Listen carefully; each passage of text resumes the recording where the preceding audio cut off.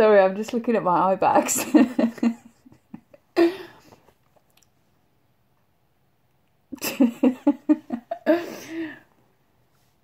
Funny.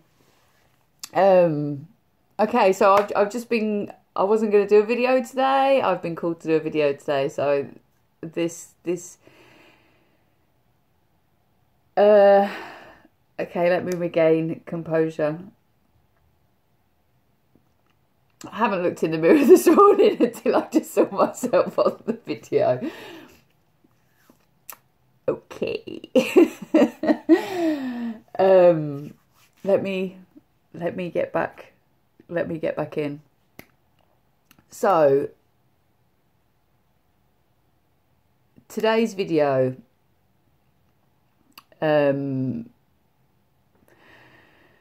feel like, how can I say it? This video is for someone. Like, I feel very strongly that someone is going to need this at a very specific time. Someone is going to come across this video and it's going to resonate really deeply, and I'm going to try and how can I say it?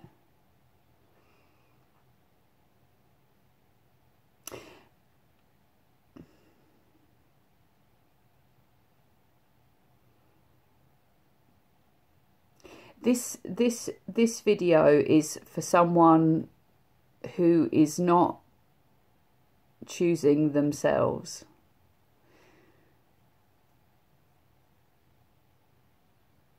And the reason why they're not choosing themselves is because they were never taught to choose themselves. And there's a few different scenarios that could be the reason why this person is not choosing themselves. But the main sort of storyline that's coming to me is absent parents.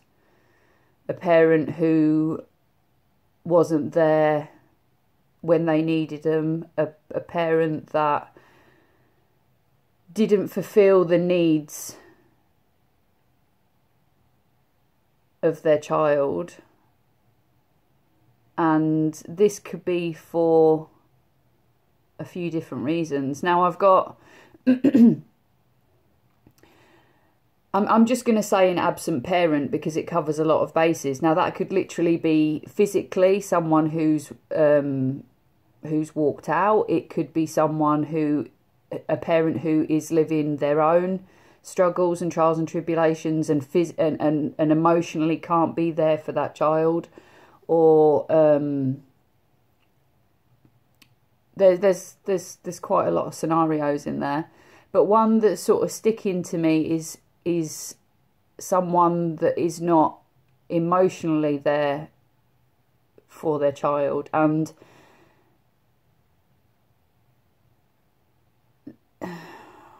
I feel like I need to speak about my experience of having parents that weren't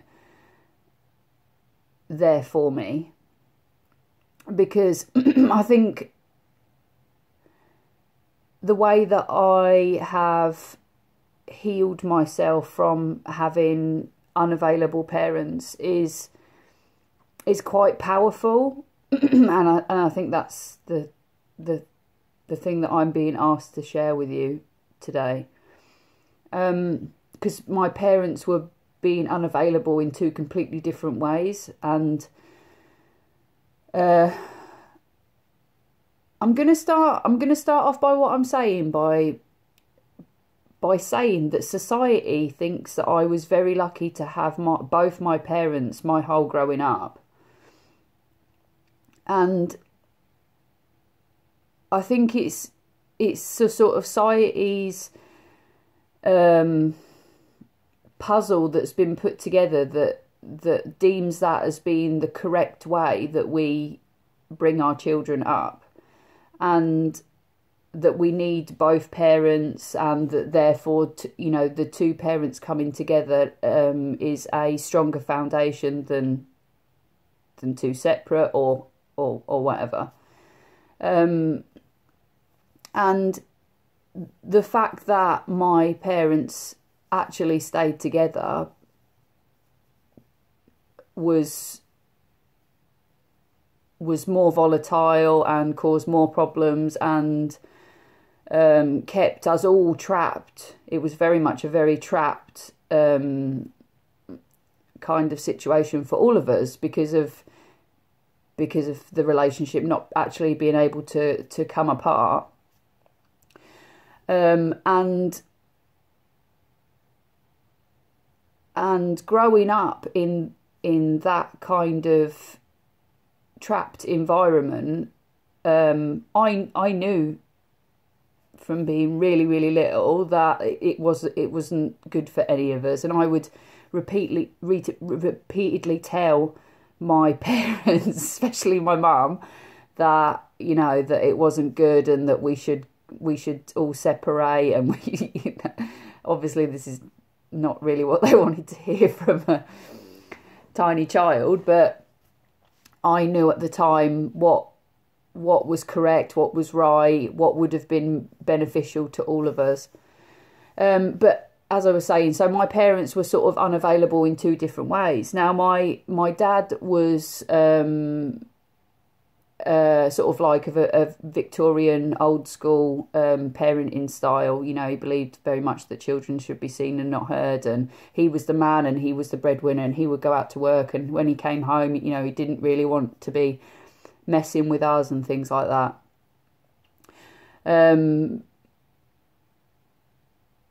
And it was strange, because when I was younger, when I was tinier, he seemed to be more inclined to want to teach me and spend time with me. He taught me a lot of art and drawing and things like that. But then as I got older and I started to have my own mind and my own thoughts, and I obviously realised that I was very separate to my parents, that's when the relationship completely broke down. And I spent pretty much my whole childhood just desperately trying to get my dad to notice me in all forms, in school, at home, and being a good girl and getting my grades, and doing all the things that Mum told me to do, that Dad would be pleased. If I did really well, then Dad would be really pleased, and therefore he would pay me some attention. This is the kind of cogs that would go around in my brain. And then it got to sort of like middle school age, which was like 10, 8, 9, 10. And just all hell broke loose. I was just like, well, do you know what? I've been doing this for long enough and he's still not paying any attention, so I'll start going the other way. So I started being really rebellious. And I seemed to sort of get more attention from being, even though he was shouting at me and it wasn't very pleasant, I seemed to get more attention from being the not so good girl. And in later life, it sort of carried on being the same thing, and me and my dad didn't really have any kind of relationship at all, being an adult, and I moved out and we would never really speak. And when we did come together, it was pretty much like we're just bumping heads constantly. And not really sort of understanding each other, but doing the work on myself and finding more out about myself, and more out about like what my dad and like his ways of thinking on things and what he might have gone through and all this kind of stuff. I've sort of learnt to understand him, and therefore realise that he was only fulfilling what he was taught that his father role was. You know, he was doing everything that he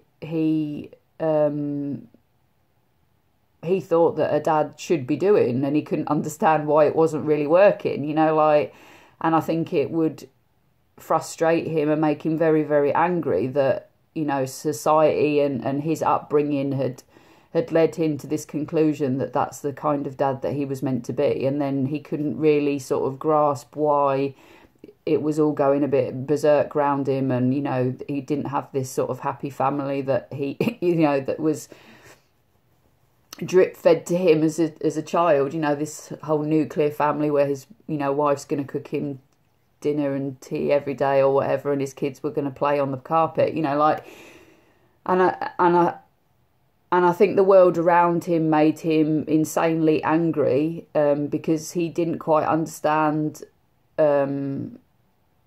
why things were the way they were. And not that he had a limited way of thinking, because I think my dad's an extremely intelligent person. I think his lack of power and control over his life and his family, I think, made him really, really angry. But like moving forward as a young adult, as a woman, you know, like the whole dating scene and meeting men and things like that, I had it that, and we all do. This is not just something that I suffer from. This is like across the board. The first template that we have is from our parents, and I learned that love had to come from chasing his affections, and that is the map that I was following pretty much all my dating life.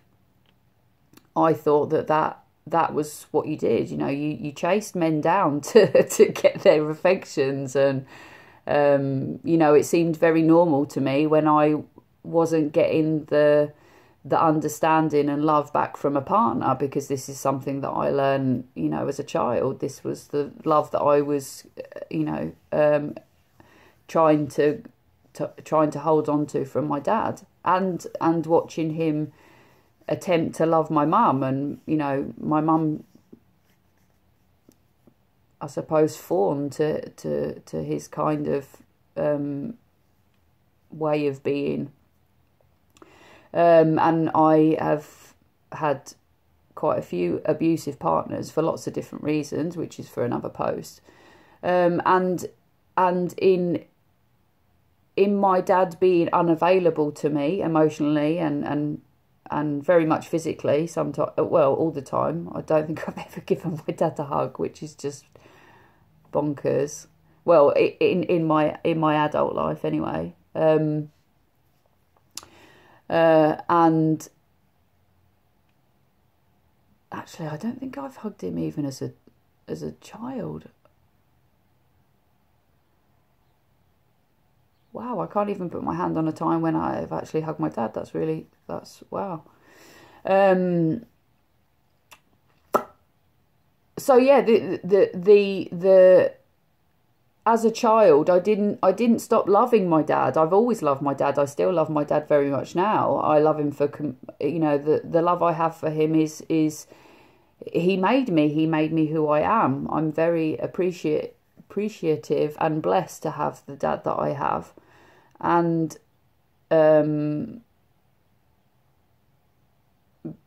but in learning to love this man, I learnt to not love myself. And I was constantly doing things and being a person that I didn't like to get his appreciation and his approval. And this is a learnt behaviour, and I continue to do this with partners. And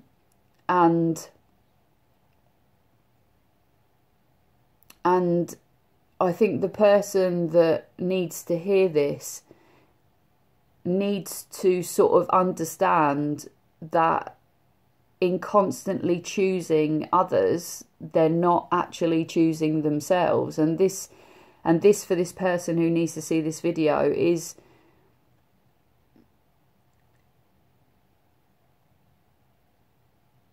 is it's a learned behavior. This is not something that's going to sort of go away, or that you can think your way out of, or that you can binge your way out of, or drink your way out of, or this. And I get the energy of like almost like a codependency on other people to validate and